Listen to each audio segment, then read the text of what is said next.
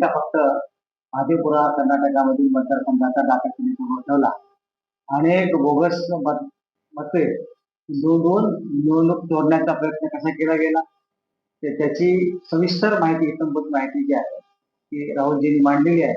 मग ते हरियाणा असेल, छत्तीसगड असेल, मध्य प्रदेश, राजस्थान, महाराष्ट्र असेल आणि इतर राज्यामध्ये झालेल्या ज्या निवडणूक आहेत त्याच्यामध्ये एकाच व्यक्तीची नावं अनेक वेळा नोंदवली, त्यांचं मतदान करून घेणे. 10x10च्या खोलीमध्ये एकाच बापाच्या नावानं 80 मुलाची नावं नोंदवणं. एकाच 10x10च्या खोलीमध्ये 40 कुटुंबाची मतदार म्हणून नाव नोंदवणं अशा प्रकारचे प्रकार केले गेले. अशाच प्रकारे उस्मानाबाद जिल्ह्यामध्ये तुळजापूर तालुक्यात अशाच प्रकारचा प्रकार ही निवडणुकीपूर्वीच निदर्शनास आल्याबरोबर की जिल्हाध्यक्ष धीरज पाटलांनी त्यावेळेला ऑफिशियल घेतलं होतं आणि त्याच्यावर केलं होतं. तर मी धीरज विनंती करतो की आपण त्या बाबतीत तुळजापूर विधानसभा मतदारसंघातील म्हणजे नोंदवण्याची प्रक्रिया, त्याच्यानंतर ते कमी करण्याची आणि FIR द्यायबद्दल सविस्तर आपण निवेदन करावं. नमस्कार.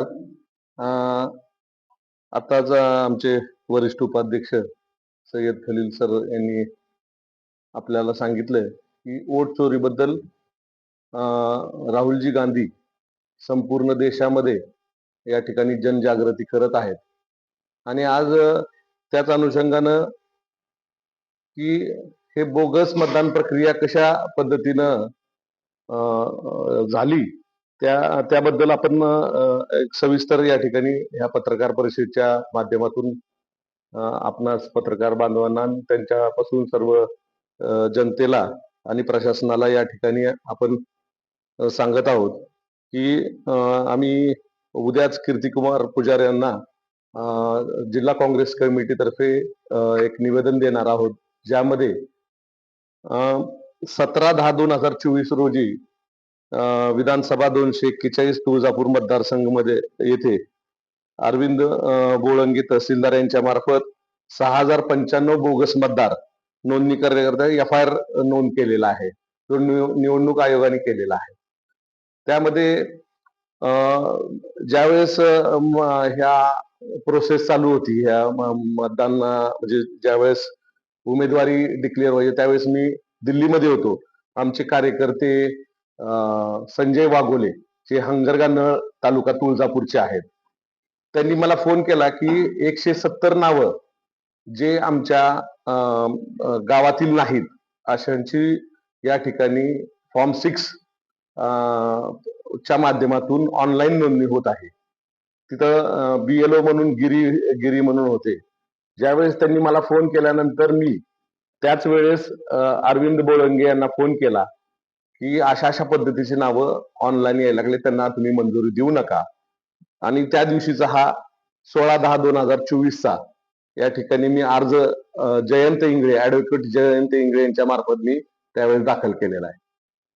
त्याच्याबरोबर हे निलिमे रबाळे म्हणून ही जी मुलगी आहे, हिचा ऍड्रेस हंगरगानळ म्हणून दिलेला आहे.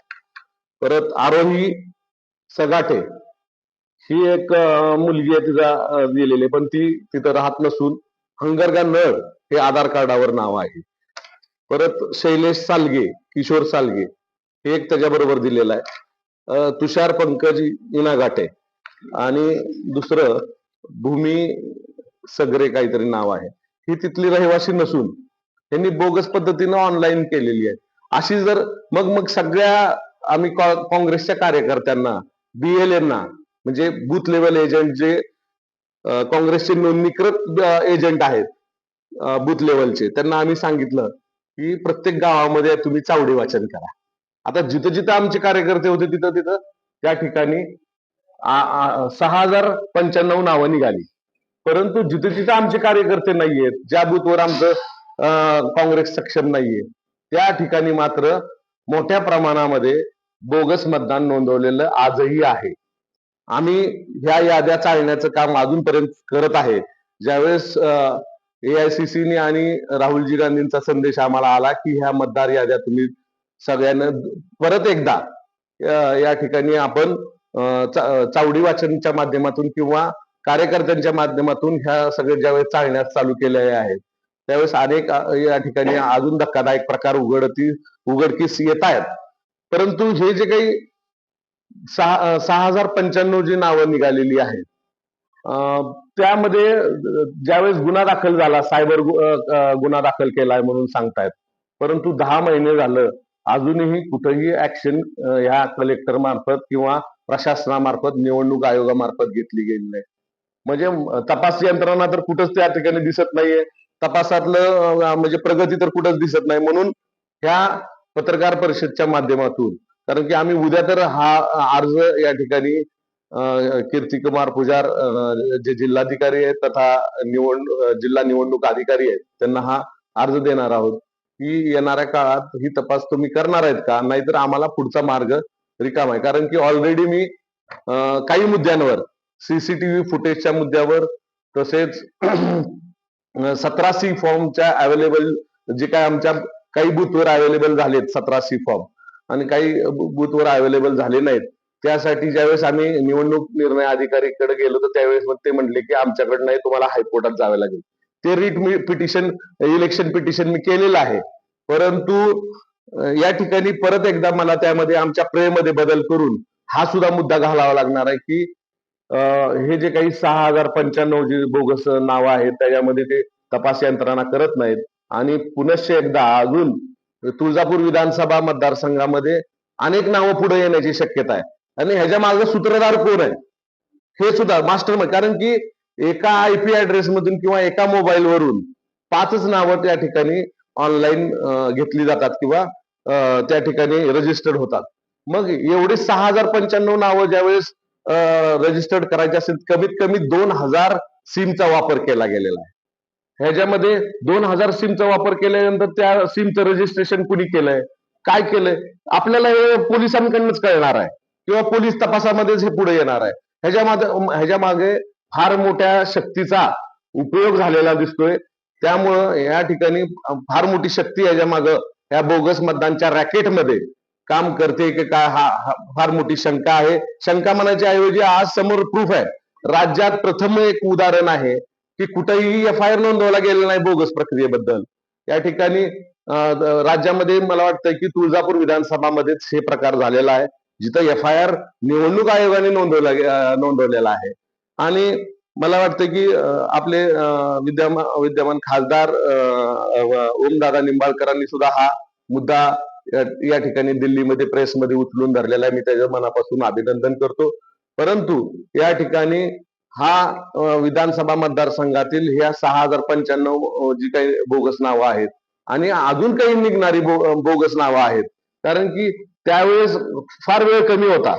हा मी तुम्हाला सांगतो, ज्यावेळेस हा अर्ज दिलाय 16/10 दिलाय, 17/10 त्या ठिकाणी FIR नोंदवला गेलाय ह्याच अर्जावर.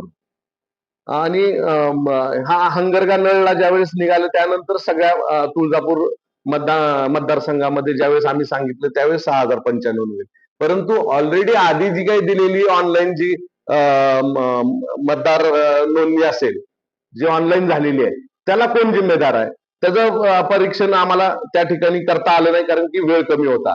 परंतु ज्यावेळेस AICC आणि PCCचे म्हणजे प्रदेश काँग्रेस कमिटीचे डायरेक्शन आल्यानंतर आम्ही या ठिकाणी संपूर्ण याद्या चालत आहे, तर प्रत्येक ठिकाणी अशी डबल नावं बोगस नावं आलेली आहेत. त्याचा सुद्धा आम्ही या ठिकाणी येणाऱ्या पुढील काळामध्ये पत्रकार परिषदेच्या माध्यमातून ही नावं उघड करणार आहोत.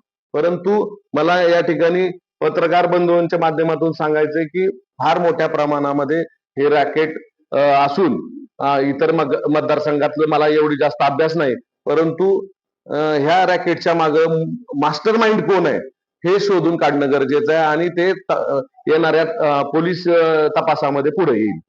एवढंच या पत्रकार परिषदच्या माध्यमातून आपल्याला सांगायचं. मला वाटतं की नाही, आज मला काय म्हणायचंय की ज्यावेळेस हे ऑनलाईन फॉर्म 6 असतो, हा ऑनलाईन असतो. हे डायरेक्ट नाव ज्यावेळेस त्यांनी BLO ने अप्रुव्हल दिलं, तहसीलदाराने अप्रुव्हल दिलं की त्यात समाविष्ट होतंय आणि त्या म्हणजे निवडणुकीच्या गोंधळात काहीच आम्हाला कळालं नाही. 6,095 नावं आली, त्यांच्यावर आपण हे केला. FIR केला, परंतु जी काही समाविष्ट ऑलरेडी झालेली आहेत त्याचं काय त्या बोगस ह्याचं. त्यामुळे म्हणलं की हे ज्यावेळेस आता आम्ही परीक्षण करू सगळ्या मतदार याद्या, त्याच वेळेस पुढे येणार आहे हे सगळं. आणि त्यावेळेस पत्रकार परिषद घेऊन सांगणार की एवढी एवढी नावं बोगस निघालेली. आमचा संशय असा आहे, कमीत कमी 20 ते 22 हजार नावं या ठिकाणी अजूनही ह्या तुळजापूर मतदारसंघामध्ये ऍड झाली. कारण की लोकसभा आणि विधानसभा ह्या 4 महिन्यामध्ये कारण की लोकसभामध्ये 2,56,000 काहीतरी मतदान झालं आणि त्याच नंतर लगेचच ज्यावेळेस विधानसभा झाली तर त्याच्या 2,56,000 प्लस 15 ते 20,000 नावं वाढली म्हणजे विधानसभेला. तर ह्या कुठल्या माध्यमातून वाढली? तर हे अशा माध्यमातून वाढलेली आहे असा आमचा संशय आहे. नक्कीच येणाऱ्या काळामध्ये पुढील ज्यावेळेस तपासामध्ये हे निष्पन्न होईल. आपण मास्टर माइंड म्हणताय, त्यामध्ये आपला काय? आज मला वाटतं की एकतर माझ्याकडे कुठल्या संस्था नाहीत किंवा माझ्याकडे कारखाने नाहीत किंवा मोठ्या मोठ्या संस्था नाहीत. आज माझ्यासमोर जे कोणी विरोधक आहेत त्यांच्याकडे संस्था आहेत, त्यांच्याकडे कॉलेजेस आहेत, त्यांच्याकडे स्टुडंट आहेत. ही जर तुम्ही बघितली ही सगळे स्टुडंटच आहेत ना. माझ्या विरोधात जे काही भाजपचे उमेदवार आहेत राणा जगजितसिंह पाटील, त्यांच्यावर आमचा संशय आहे.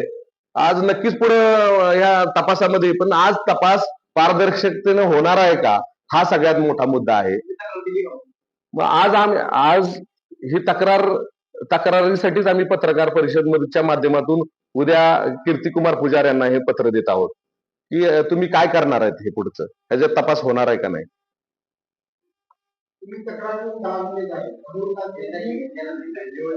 निवडणूक आयोगाने दिलेल्या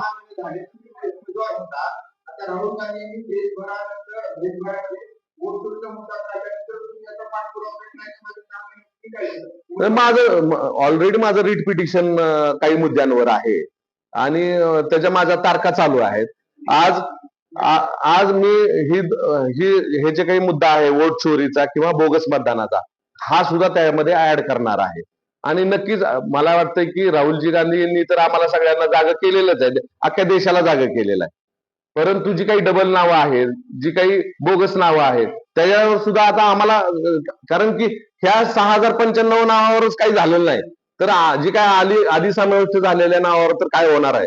म्हणून म्हणतोय ना की आज पोलीस प्रशासनाकडे जिल्हाधिकाऱ्यांनी चेंडू फेकलेला आहे, परंतु ह्याच्यामध्ये सक्षमपणे पारदर्शकपणे काम होणार आहे का नाही, म्हणूनच ही जनजागृतीसाठी आम्ही आज पत्रकार परिषद घेतो. हा नाही, 1 तारीख झालेली आहे, पण अजून पुढची तारीख पडत आहे. अजून काय आम्हाला त्यात नोटिसा मिळालेल्या नाहीये. माझं सीसीटीव्ही फुटेजच्या माध्यम मिळावं म्हणून, तसेच 17C फॉर्म सगळ्या 410 बूथचे मिळावे म्हणून, आणि तसेच दुसरं जे काही 5 मशीन्सचे मी पैसे भरलेले आहेत त्याचं मॉकपोल न करता पूर्ण मतमोजणी व्हावी म्हणून. आता एक बूथ क्रमांक टाकळी बेंबळी आहे, ज्यामध्ये सकाळी आता ते आमचा एक कार्यकर्ता सोनटक्के म्हणून, काकासाहेब सोनटक्के, तो आता त्यांचं हार्ट अटॅकने निधन झालं. त्यांनी एक अर्ज दिलेला आहे तिथं की ऑलरेडी तिथं 100 चिठ्ठ्या आधीच होत्या. मग तो एक बूथ मी मतमोजणीसाठी घेतला होता.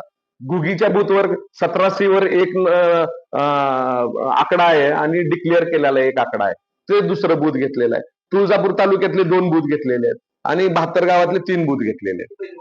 मी 2.5 लाख रुपये भरलेले आहेत त्याच्यासाठी, म्हणजे एका ह्याच्यासाठी साधारणतः 57,000 रुपये काहीतरी भरलेले आहेत. आता भरून मी वर्ष झालं ना. नाही कार्यकाळ म्हणजे आतापर्यंत आम्हाला बोलवलेलंच नाही त्याच्यासाठी काय करणार आहेत म्हणून पुढे. आणि निवडणूक आयोगाच्या कुठल्याही गाईडलाईन्स आम्हाला अजूनपर्यंत आलेल्या नाही, आणि म्हणूनच म्हणतोय ना की ह्याच्यावर पारदर्शकता शंकाच येते पूर्ण निवडणूक प्रक्रियेवर.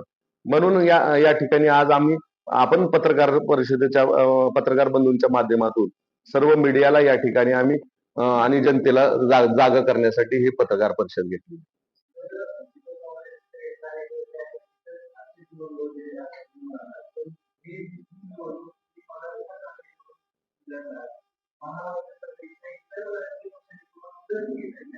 नाही प्रत्येकाने मदत केलेली. मी काय म्हणतोय की जिथं जिथं सक्षम या ठिकाणी कार्यकर्ते आहेत त्या ठिकाणी चावडी वाचन झालेलं.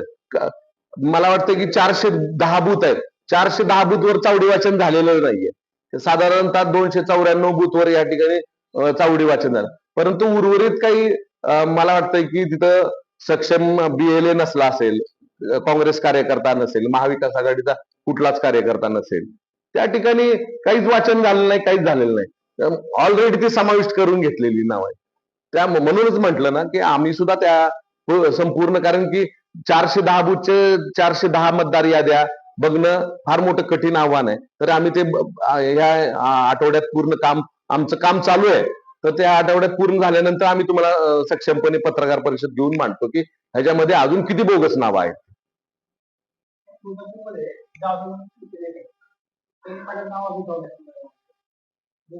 नाही नाही, ऐका ना, नाही नाही नाही नाही, ऐका ना, काय झालेलं आहे की माझे निवडणूक प्रतिनिधी म्हणून ते होते, जाधव होते, आणि ते पूर्वी उबाटा गटात होते आणि ते त्यांनी माझं काम सगळ्या पद्धतीने बघत होते. ते आता नंतर ते शिंदे गटात गेलेले आहे. तर त्यांनाच मी ही तक्रार घेऊन पाठवलं होतं. ऍडव्होकेट जयंत जगदाळे मार्फत हंगरग्याचे जे काही संजय वाघोले म्हणून काँग्रेसचे कार्यकर्ते आहेत त्यांना घेऊन मी तहसीलदारांकडे पाठवल्यानंतर तहसीलदारांना माझं संभाषण पण झालेलं आहे आणि मोबाईलवर संभाषण झालेलं. तर हा हा अर्ज हे तुम्ही बघा ना, हा रिसिव्ह केलेला ओरिजिनल अर्ज आहे. नाही नाही, ठीक आहे ना. शेवटी त्यांनी मांडलं काय, आम्ही मांडलं का, ते माझे निवडणूक प्रतिनिधीच होते ते.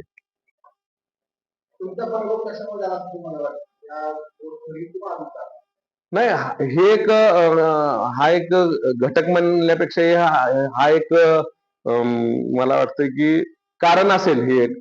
परंतु अनेक कारण असतात. म्हणजे जय पराजय हा एक वेगळा भाग आहे, पण यशस्वी व्हायला अनेक कारणं असतात, पराभव व्हायला अनेक कारणं असतात.